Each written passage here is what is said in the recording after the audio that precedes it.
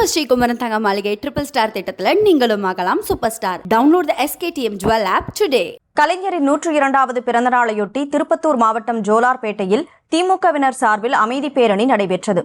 இதுகுறித்து எமது செய்தியாளர் நித்யானந்தன் வழங்கும் கூடுதல் விவரங்களை கேட்கலாம். நித்யானந்தன் வணக்கம். எந்த பகுதியிலிருந்து எந்த பகுதி வரைக்கும் பேரணி நடத்தப்பட்டது? முழு விவரம்.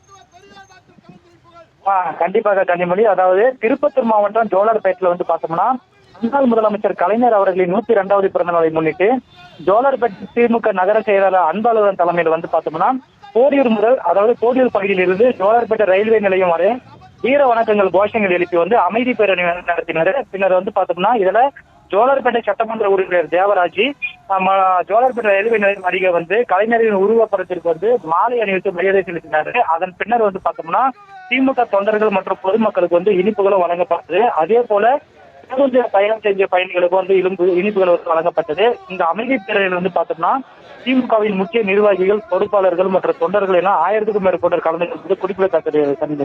விவரங்களுக்கு நன்றி நித்யானந்தன். நம்ம ஸ்ரீகுமரன் தங்க மாளிகை ட்ரிபிள் ஸ்டார் திட்டத்தில் நீங்களும் ஆகலாம் super star. Download the SKTM Jewel app today.